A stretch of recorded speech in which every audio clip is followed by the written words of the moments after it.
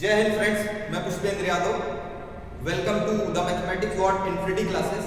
इस लेक्चर के अंदर आज मैं आपको बताऊंगा standard form 4, right, non linear partial differential equation की स्टैंडर्ड फॉर्म 4, जिसको हम क्लैरेंट्स फॉर्म के भी नाम से जानते हैं, right.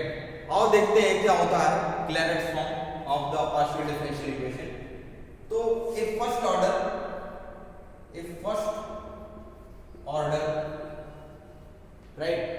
order PDE, a first order partial differential equation, right, a first order partial differential equation is said to be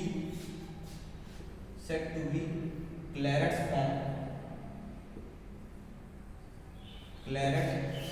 form if it can be written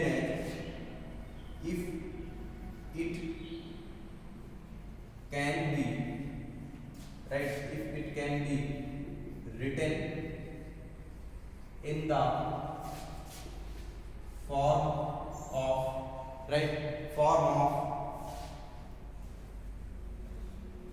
z is equals to px plus qy plus f of p q।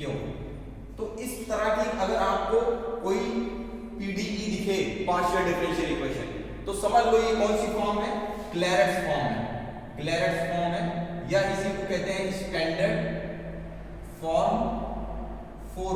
ये समझ आना है standard form 4।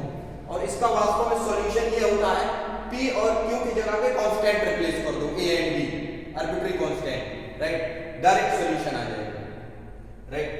Now इसको और कैसे ये direct इसका solution ये हो जाता है डायरेक्ट इसका सॉल्यूशन देन सॉल्यूशन इसका क्या हो जाएगा, सॉल्यूशन इसका डायरेक्ट हो जाता है, p को रिप्लेस कर देते हैं a से एंड q को b से, ये हो जाता है ax plus by and f a, b। This is the solution. इस टाइप के स्टैंडर्ड फॉर्म का सॉल्यूशन ये है। और ये आया कहां से है एक्चुअली में, ये एक्चुअली आया हुआ है, ये डेराइव हुआ है चैप्टर सब्सिडियरी इक्वेशन से, राइट। ए बी की पी और क्यू को कैसे ए बी पुट कर देते हैं, राइट, इसको मैं बताऊंगा थोड़ा सा डेराइव करके एक्चुअली, राइट। तो इस डिफरेंशियल इक्वेशन को हम स्टैंडर्ड फॉर्म में F X Y Z P Q form में लिख लेते हैं पहले डिफरेंशियल इक्वेशन को। तो क्या हो जाएगा P X plus Q Y plus F P Q, right, minus Z कर लेते हैं, राइट। तो दिस इज मान लो 1 है, दिस इज सेकंड है।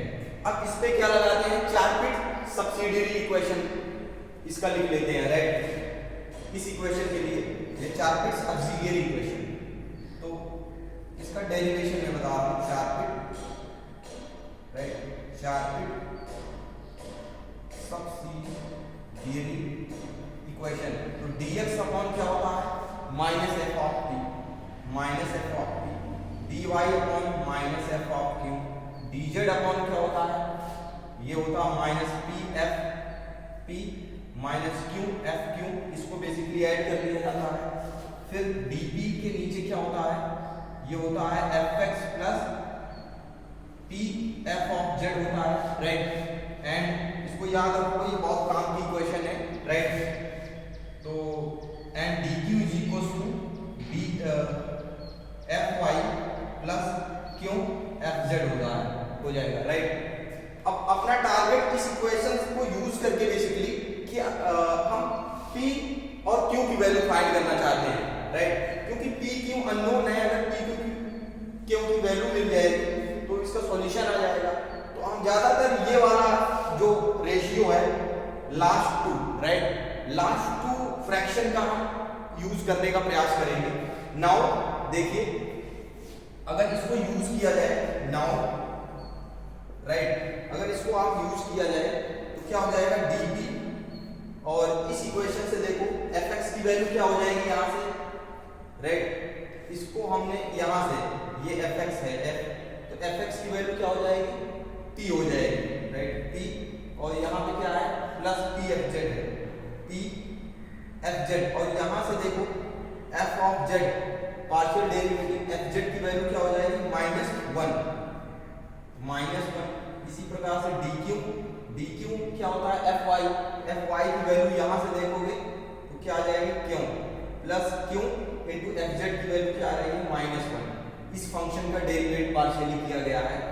इस इक्वेशन से हमने निकाला F X F Y F Z F P F Q, इतनी वैल्यूज निकालते हैं राइट।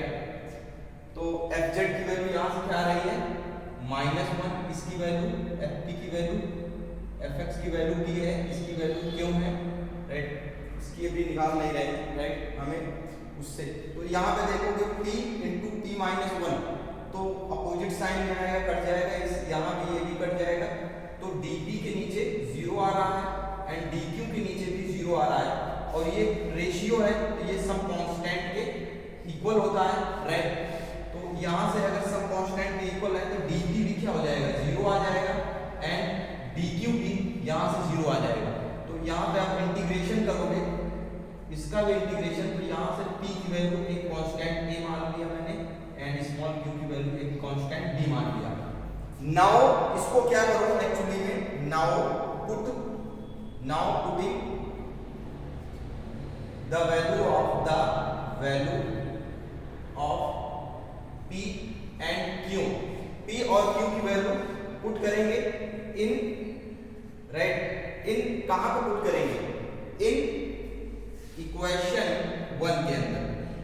तो इस इक्वेशन के अंदर पुट करेंगे तो now we can get what required solution. तो रिक्वायर्ड सॉल्यूशन क्या आ जाएगा बताइए, अगर इसके अंदर पुट कर दिया जाए तो रिक्वायर्ड सॉल्यूशन क्या आ जाएगा z is equal to p के जगह पे a पुट कर देंगे ax प्लस q की जगह पे by प्लस f के अंदर भी p के जगह पे a डाल रहे हैं q की जगह पे b डाल रहे हैं। तो this is the general solution आता है। तो इस तरह से चार सब्सिडियरी इक्वेशन से अब नाउ ये इस तरह से आया है a p की वैल्यू ये डेरिवेशन ये बताता है राइट कि p की वैल्यू डायरेक्ट हम a q लेते हैं राइट, q की वैल्यू हम डायरेक्ट b q लेते हैं आर्बिट्री कांस्टेंट। तो इसी तरह से लेते हैं इसलिए डायरेक्ट p की जगह पे a b यूज करके आप डायरेक्ट सॉल्यूशन फाइंड कर सकते हो। तो ये इस सॉल्यूशन को राइट जो डिफरेंशियल इक्वेशन है इस डिफरेंशियल इक्वेशन का जो ये सॉल्यूशन आया है इसको कहते हैं complete integral.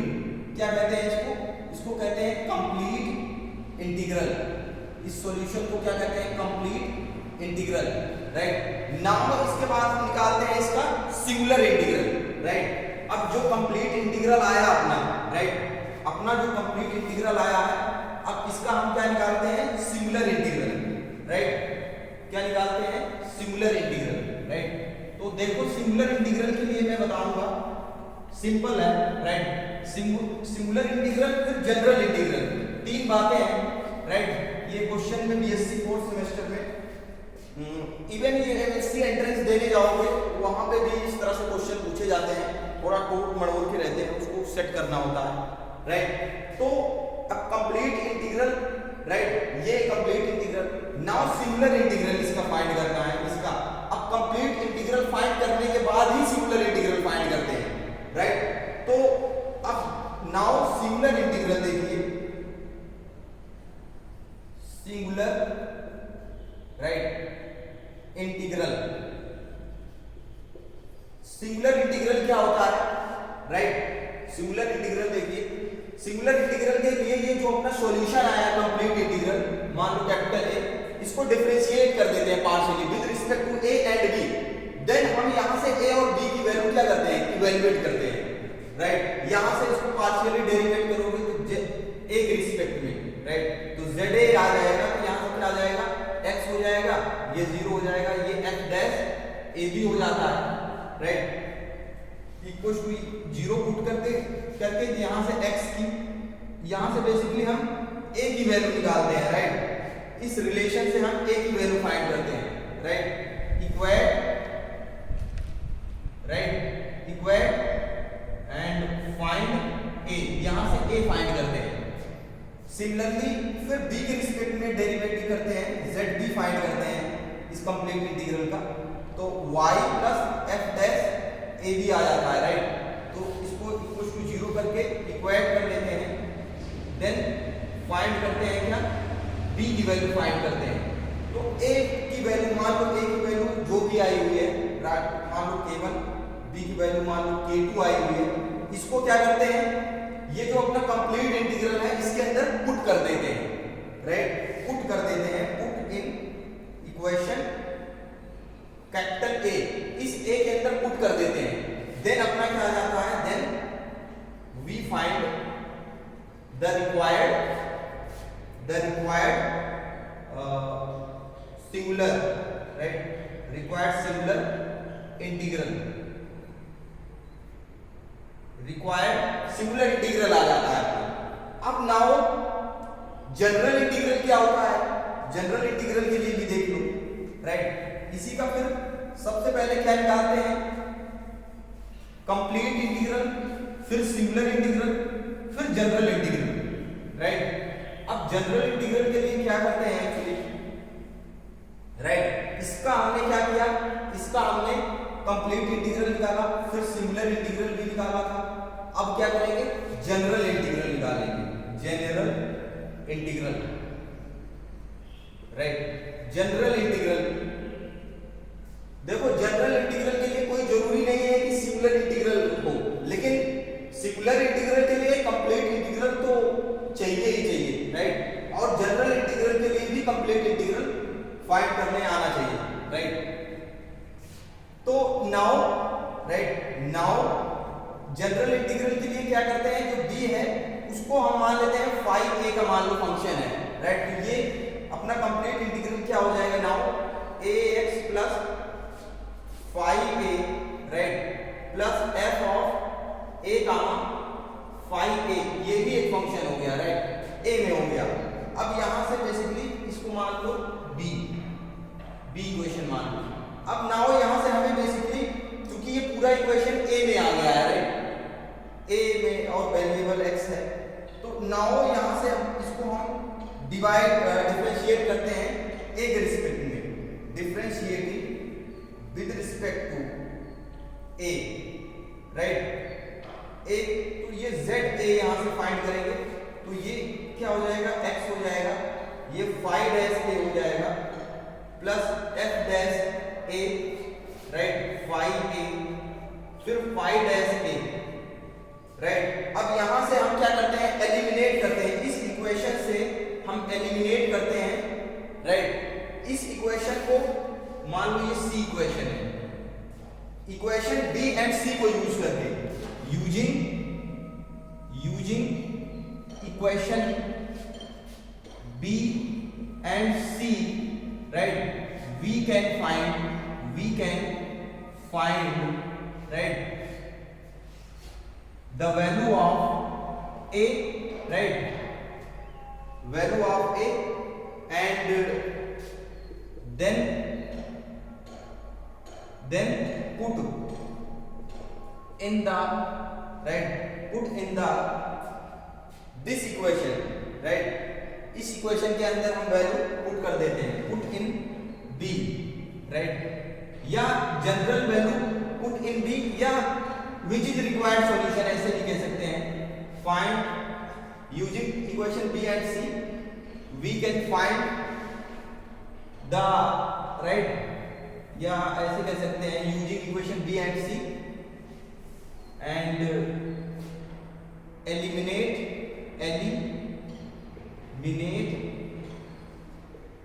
the value of a की वैल्यू एलिमिनेट करते हैं, राइट, और वही क्या होता है, which is required general solution of PDE, जो कि PDE का रिक्वायर्ड जनरल सॉल्यूशन होता है, right. This is the detail theory of the Claret's form, and then find by using Claret's form we can find complete integral, then using complete integral we can find singular integral, and after finding singular integral we can find general integral, right? तो this is the complete detail. I hope आप समझ पाए बहुत अच्छा.